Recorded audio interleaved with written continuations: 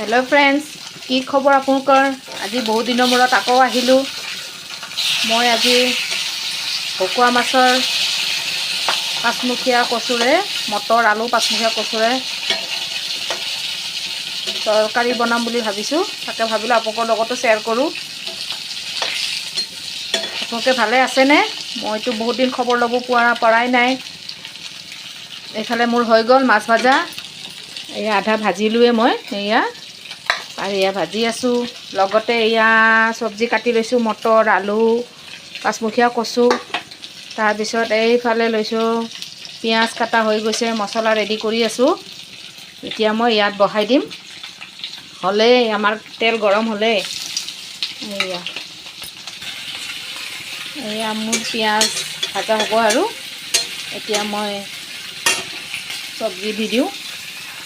पाँचमुखिया कचु मटर और आलू झोल बनाम झोल माने ग्रेविओ নহয় झोलो নহয় और हेनेकुवा आलू एनेके डाঙर डाঙर काटिছোঁ एया मटर लैছোঁ আগতীয়াকৈ काटी मैं रेडी কৰিছিলোঁ। তাৰপিছত एया हल নহৰু एया নহৰু और एया जलकिया এনেকৈ मैं माने कम तेल कम मसला और बहुत मरम बुझिছেনে এনেকৈ मैं बनाम खूब मरमेरे बनाओ मसला कम तेल कम दी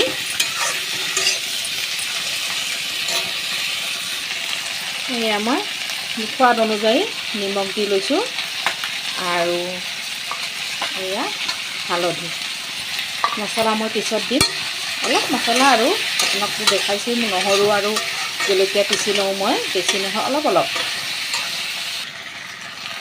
एया मोर मसलाটো मैं एया भाजा हले मसला दिबर समय हले मोर एतिया मैं मसला रेडी करिम। एया जलकिया নহৰু मिक्सि जारत पिसि लैছিলোঁ एया और एया हाफ चामच जलकिया गुड़ी अलग बेसिके लওঁ माने कालारर कारणे लागे और अलपमान पेकेट जीरा आनिছিলোঁ ताके पेकेट जीरा दी दिলোঁ अलपमान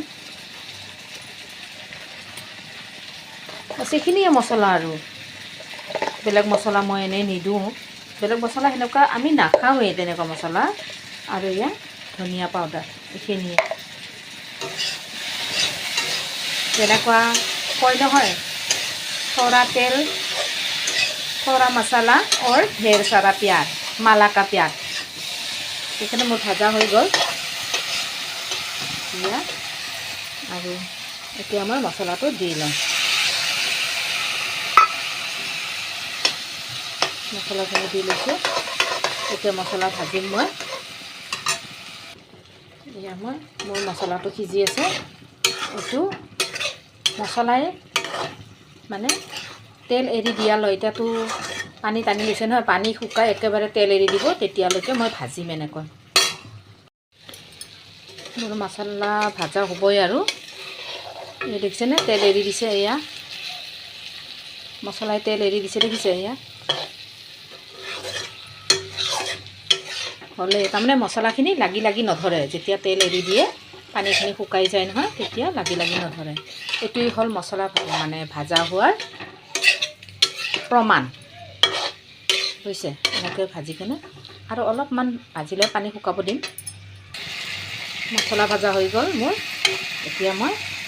পানী দিম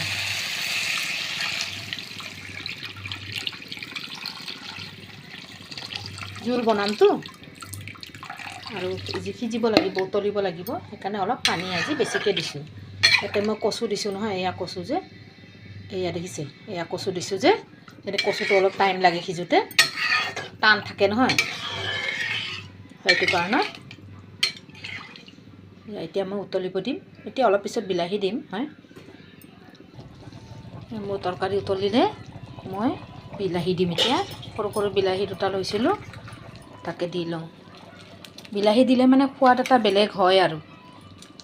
তৰকাৰীত বিলাহী দিলে মই খুব ভাল পাওঁ এনেকৈ দেখিছে এতিয়া উতলালৈকে ৰাখি থম এই নমাবৰে হল উতলি উতলি শুকাইছে এতিয়া ধনিয়া দি লৈছোঁ 2 মুঠা দিছোঁ ধনিয়া তৰকাৰীটো অলপ বেছিটো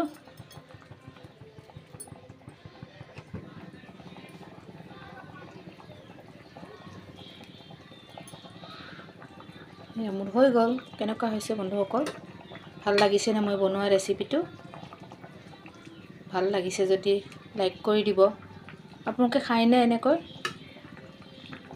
খাইছে যদি কমেণ্ট কৰি জনাবচোন, মোৰ ভাল লাগিব। আৰু যদি খোৱা নাই এবাৰ খাব। পাঁচমুখীয়া কচু, এইয়া দেখিছেনে, ধুনীয়া গলি গৈছে, একেবাৰে নৰম। এইয়া দেখিছেনে, ধুনীয়া নৰম হৈ গৈছে, মানে সিজি যায়। দেখোঁতে বহুত ডাঙৰ কচুটো, কিন্তু একেবাৰে নৰম হৈ যায় সিজালে, পটকৈ সিজে। মটৰ আৰু আলুটো সিজিবই আৰু দিয়কচোন। হ'লে ভাল লাগিলে লাইক কৰিব, কমেণ্ট কৰি দিব, শ্বেয়াৰ কৰিব বন্ধুসকল, আৰু ছাবস্ক্ৰাইব কৰিব নাপাহৰিব। Bye bye.